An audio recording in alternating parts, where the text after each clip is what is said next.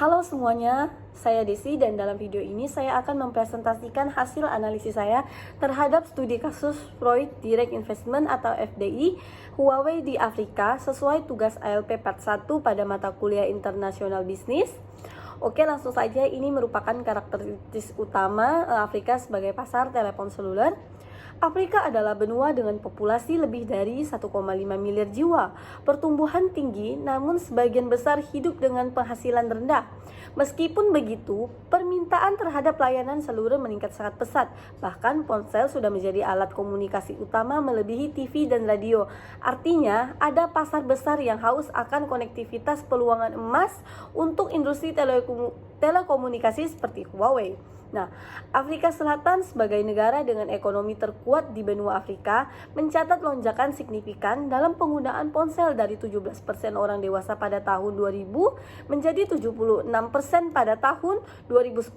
Saat ini ponsel menjadi alat komunikasi paling dominan digunakan sekitar 29 juta penduduk, melebihi penggunaan radio yang hanya 28 juta, televisi 27 juta, dan komputer pribadi 6 juta, serta hanya 5 juta orang yang masih menggunakan telepon rumah. Nah, permintaan terhadap layanan seluler sub-Sahara Afrika menunjukkan pertumbuhan yang sangat pesat dalam beberapa tahun terakhir. Berdasarkan data Statista dan GSMA, tingkat penetrasi pelanggan ponsel unik di kawasan ini meningkat dari 44% pada tahun 2007 menjadi 50% pada tahun 2025, meskipun masih tertinggal dibandingkan wilayah lain seperti Eropa, Amerika Utara. Namun, tren pertumbuhan yang stabil mencerminkan peningkatan kebutuhan masyarakat terhadap konektivitas digital. Nah, lanjut, ini adanya manfaat yang dibawa oleh investasi asing ke Afrika, khususnya Huawei, yaitu yang pertama, peningkatan infrastruktur. Huawei menginvestasikan 430 juta USD untuk memperluas jaringan digital di Afrika. Fokusnya pada konektivitas internet, teknologi informasi, dan layanan digital publik. Terus yang kedua, menciptakan lapangan kerja. Huawei jadi salah satu top employer di Amerika Selatan selama 8 tahun berturut-turut. Mereka merekrut tenaga lokal, memberikan pelatihan dan pengembangan ekosistem kerja yang sehat. Serta ketiga, transportasi teknologi dan pengetahuan lewat program Digitruk di Uganda. Huawei memberikan pelatihan teknologi dasar ke masyarakat pedesaan menggunakan truk digital keliling. Sasarannya adalah pemuda, perempuan, dan pelaku usaha kecil. Keempat, pertumbuhan ekonomi lokal. Program Supplier Development membantu UMKM lokal jadi mitra Huawei. Mereka diberi pelatihan dan akses pengadaan yang memperkuat ekonomi dan kapasitas industri lokal.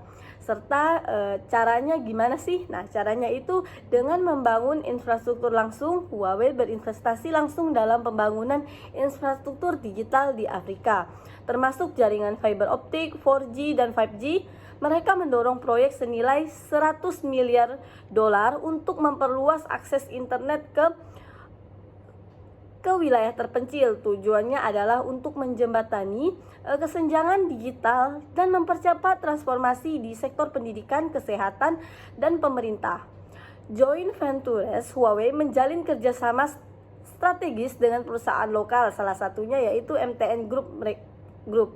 Mereka mengembangkan jaringan 5G, teknologi cloud, dan AI bersama. Melalui model joint venture, Huawei bisa berbagi resiko, mempercepat penetrasi pasar, dan mentransfer teknologi secara langsung.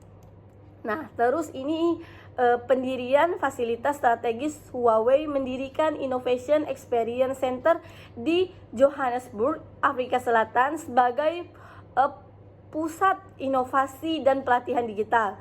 Mereka juga membangun pusat data di Kenya dan Afrika Selatan untuk mendukung kebutuhan data lokal di sektor pemerintahan, pendidikan, dan bisnis. Langkah ini menunjukkan komitmen Huawei membangun fondasi digital dalam jangka panjang, bukan hanya sekedar menjual produk.